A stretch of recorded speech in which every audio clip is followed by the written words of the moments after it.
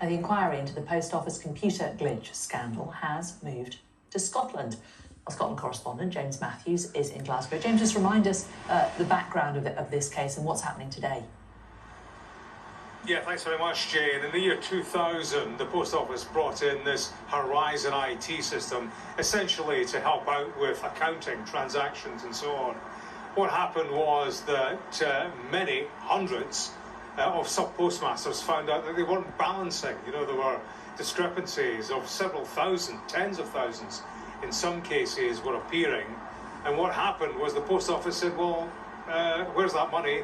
You're suspended. They didn't accept explanations or any kind of reasoning. So something like 700 sub-postmasters around the UK found themselves accused of false accounting.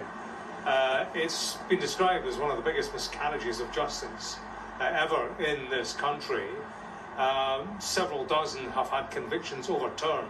But it's clear, Jane, that lives have been ruined. People who found themselves at the centre of this. We've been hearing from some today. There's a public inquiry which is touring the country. This is a Glasgow end of it. And witness after witness, people who ran post offices have been telling their stories, and it is a litany of misery. People losing money.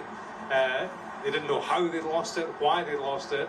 But the next thing they knew, the Post Office were knocking on the door saying, you need to account for that, and if you don't, you'll be suspended, we'll fire you, and you could go to prison. That was the scenario confronting Peter Worsfold. He ran a post office in Inverness and lost tens of thousands ultimately, ended up being suspended, had a knock on the door from two security guards accusing him of false accounting, telling him if he didn't come up with the money that had been lost by this faulty IT system, then he could go to jail. So real misery. Let's hear from Peter Worsfold, who ran that post office in Inverness and who says, and has told this inquiry today, his life has been ruined by it. Initially there was a £20,000 shortfall, which the Post Office decided to take out of my wages. And then later on there was an audit and further shortfalls of thousands of pounds, but these went on every other week there was a shortfall. Money won't never, it's time, they can't give us back our time. 22 years I've been suffering and still suffering. There you go, Peter Worsfold, one of many who ran post offices around the country who have suffered as a result of this faulty IT system. This public inquiry, as I say, is in Glasgow today. It's touring the country, has taken evidence elsewhere, will do again in future. It's expected to last for the rest of the year. And essentially, it is looking into what went wrong and whether or not the Post Office knew about faults in the IT system while staff members were being convicted for those faults. Well, someone else who knows all about how this feels is former sub-postmaster Tim Bretnell. He joins us now from Pembrokeshire.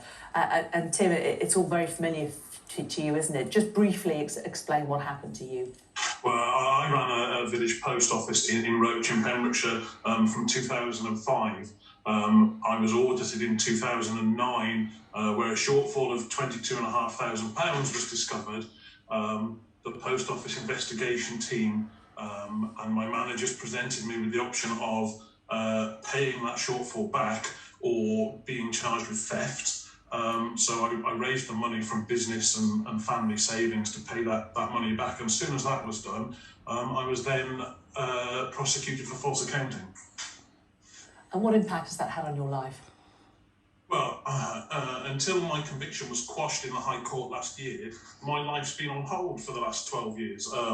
I haven't been able to, I have applied for jobs, but haven't ever been able to gain an interview because I've had a fraud conviction on my file.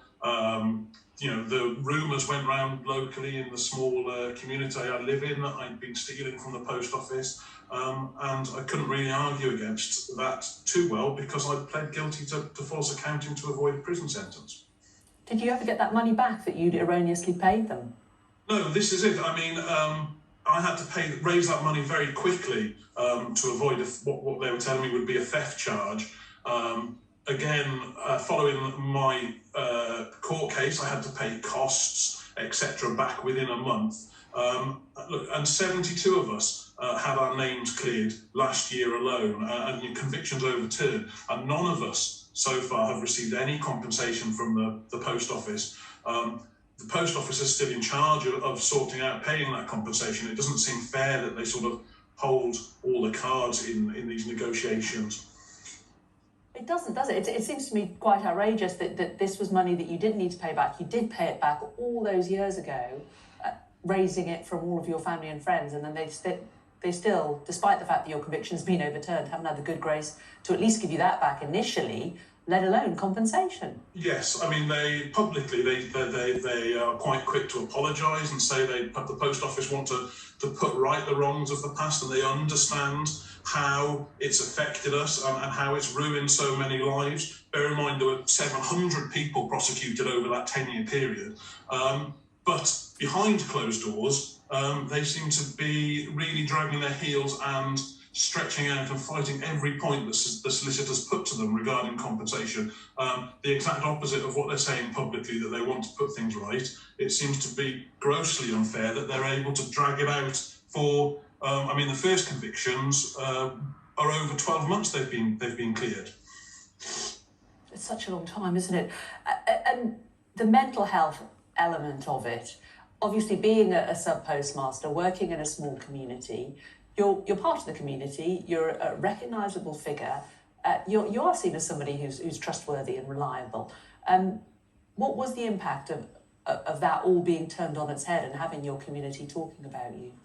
Yes, well, to even be considered to run a post office, you have to have a completely clean background before they'll even consider taking you on. It's quite an arduous selection process, and by its nature, we were all very central people, visible people in our communities. So the day that I was accused, I wasn't able to open my branch, so everybody in the community immediately knew there was something wrong.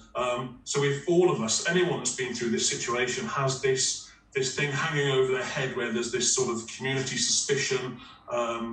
I myself withdrew from many social situations, as I know a number of my colleagues did, just because we couldn't face the sort of whispering campaigns or the accusations that were flying around. It just sounds absolutely awful. Well, Tim Bretnell, former sub-postmaster, I really hope that you get some kind of word from the Post Office soon, despite the fact that you've already been cleared. Thank you very much for joining us, and really interesting to hear your story. What's that thing's for?